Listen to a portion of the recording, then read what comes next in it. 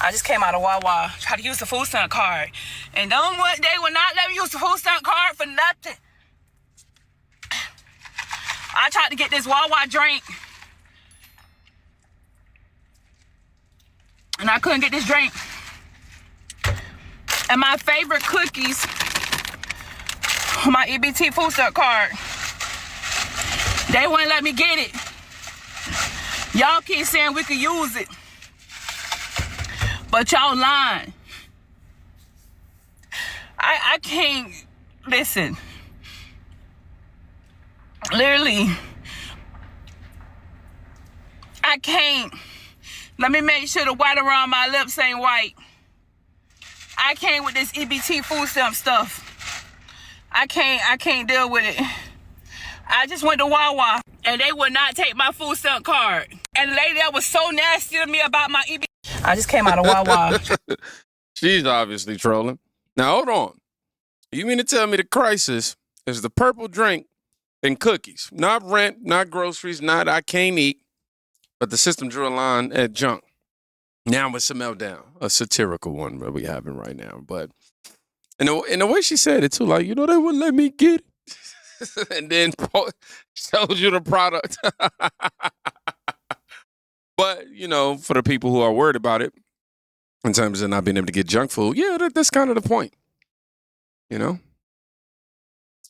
people are reacting like somebody who just realized the game rules have changed. However, here's where it stops being funny. It starts getting real weird. I got an email from EBT. I used to get $740 a month for my 2 kids. And we're not getting EBT no more. They took the EBT. They saying I got to work 20 hours a week. I'm not working for nobody. Get the fuck out of here. This is what Americans, taxpayer, work for us. They work for me. They got to help me feed my fucking kids. Get the fuck out of here. You know what I'm saying? Like, don't be quitters now. Y'all been helping us all this fucking time. Now y'all want to tap out. Get the fuck out of here. I want my EBT, yo. I want my EBT, and I'm not working for nobody. I'm a fucking boss. What the fuck I look like working? When the government is here to help. Come on. Y'all send all that money to Iraq, Ukraine. Y'all funding all these wars. But when it's time to help the Americans, y'all don't want to fucking help us? I need my fucking EBT, yo. I need my money, yo. I need my fucking EBT. Stop fucking playing with me, yo. Yeah, this is a clip that's resurfacing online. Now it's not joking no more. I'm not working. That's what taxpayers are for. Who told him that? Who convinced people of this actual mindset, though? Seriously. Who sat him down and said, yeah, bro, other people supposed to clock in so you don't have to. And then he shocked about 20 hours. That's literally 2 shifts and a lunch break. So now you got one person mad that they can't buy junk food. You know, satirical it was, but that idea is real. And another mad that they got to do anything at all. Now, I want you to watch what happens when the money behind all this starts moving a little different. So you're telling me they took junk food off of EBT, where if you use EBT, you can't buy chips, soda, and all of the junk food. And the interesting part about that is they're saying that these people who buy those types of things with EBT, they're losing weight. And the corporations that manufacture and they make all the junk food, they're having a hard time selling it. So they're going to bring the prices down on sodas, chips, all of the junk food that is no longer supported on EBT. Meaning they priced gouged Americans because that was basically a government-funded junk food situation. The interesting thing about that, when they bring these prices down on chips, soda, all of the junk food, because nobody's buying it, they can do the same thing with meat. They can do the same thing with everything else. But because there's free money basically in the system, they're going to leave the other stuff high and they're going to bring down the price of junk food. so that maybe working Americans will buy it. I'm out. There it is.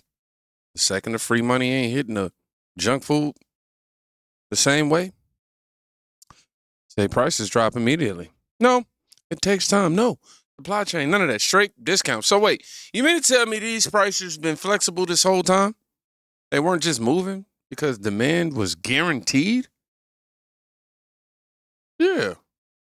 Somebody was getting real comfortable with that setup.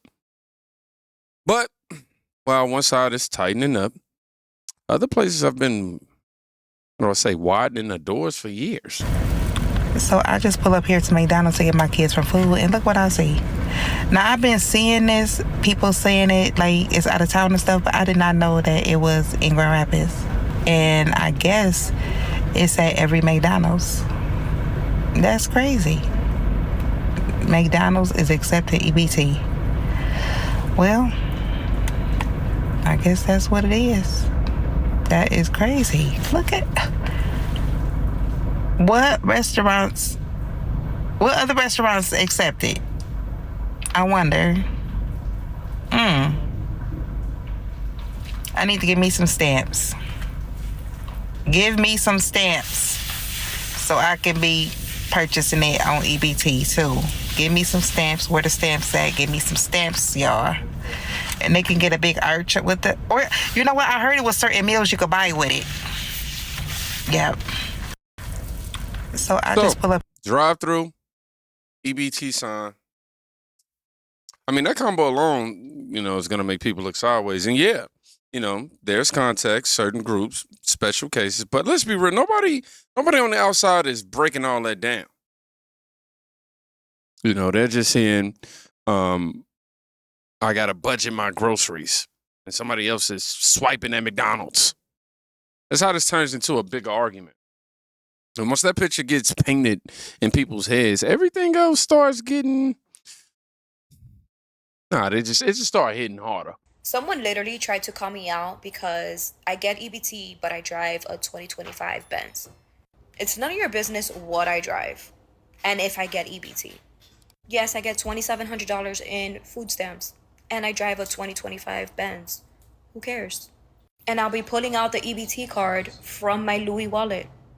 I'm just here living the life at your expense. Thanks, taxpayers. I just love being lazy. I love living off of others, and that's how I make my living. Food stamps, child support, you name it, I got it. Everyone has their own hustle, and this is mine. Now, this right here, this is the clip that make people go, yeah, something ain't right. Even if it's exaggerated, even if it is bait, it feels believable enough to make people mad. Luxury car, benefits, attitude like it's nothing. That's all it takes because, perception doesn't need to be perfect. It just needs to be convincing. And once people feel like that, now you got folks stepping up talking about cleaning the whole thing up. Did you guys see the post from Secretary of Agriculture Brooke Rollins? Now, she's alleging that 14,000 people who receive SNAP benefits, that's supplemental nutritional program benefits that are intended as a safety net for those living below the poverty line. She claims that 14,000 of these individuals are driving luxury vehicles. You can see a complete list of the vehicles on the post, but they include Bentleys and Lamborghinis, Porsches, and a large amount of Teslas. And those 14,000 individuals are located in just one state. Kind of curious to see which state that is. She did not name the state. Now, this comes as no surprise to me. I have seen people abuse this system with impunity, and sadly, I've seen it up close.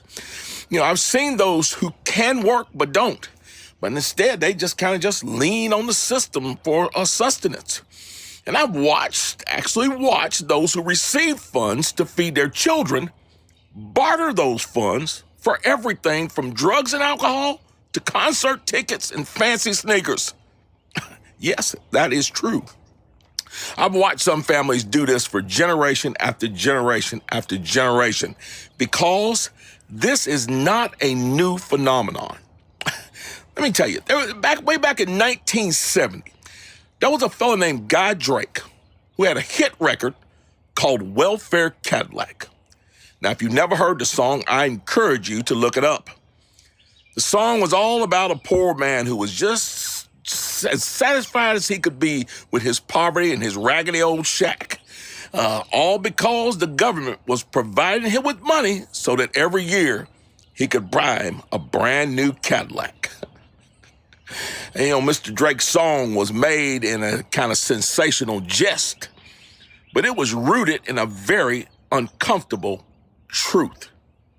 I suspect the post by Secretary Rollins is exactly the same. We need to deal with it, and we need to finally put a stop to this madness.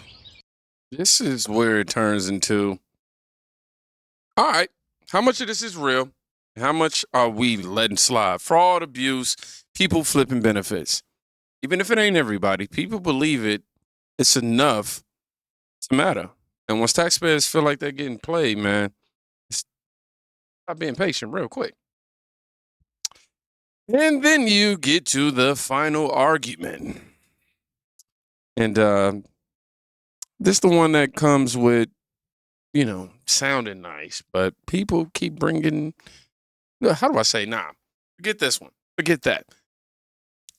This one, it don't sound nice, forget that. But people are going to keep bringing it up anyway. Determine what these people, everyone deserves treats. First off, not everyone deserves treats. Second, for me, it's pretty simple. You pay, you choose. I pay, the taxpayer, I choose. Milk, eggs, meat, produce, and fabric softener. Otherwise, get to work. Is that fair? No. No, that's not fair? There should be some choice in that. I don't think there should be any choice.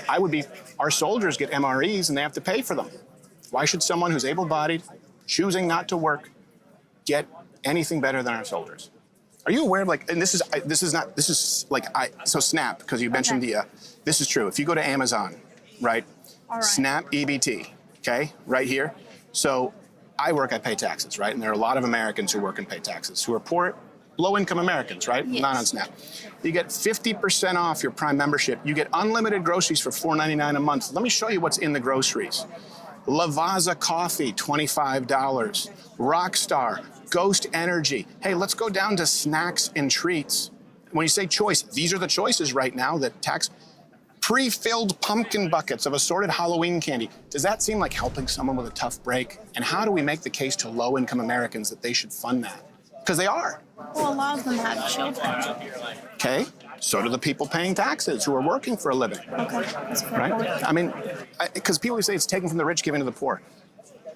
And you look obviously very svelte, and I'm sure you know that obesity is a problem in the country. It doesn't affect you. Probably affects me more than you. I have some that I could lose.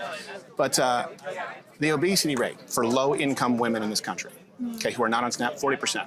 You know what it is for those on SNAP? 57%.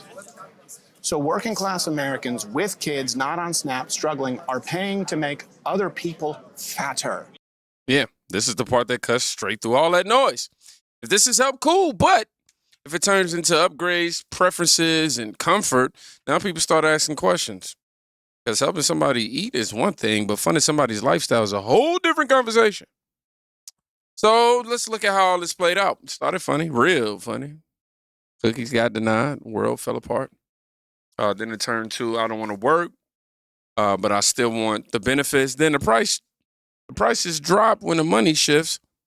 Then the drive-through signs, McDonald's, the luxury perception, the fraud talk. And now everybody arguing over the same thing from different angles. Not whether help should exist, but what it's supposed to look like. Because right now, you got people treating it like a safety net. Others treating it like a subscription they don't plan on canceling. And the second somebody tries to change that, this is what it looks like. So, we made it to the end of this video. I just want you to think about that. Yeah. Other than that, y'all be safe. Go check on somebody today. You can quite literally be saving their life.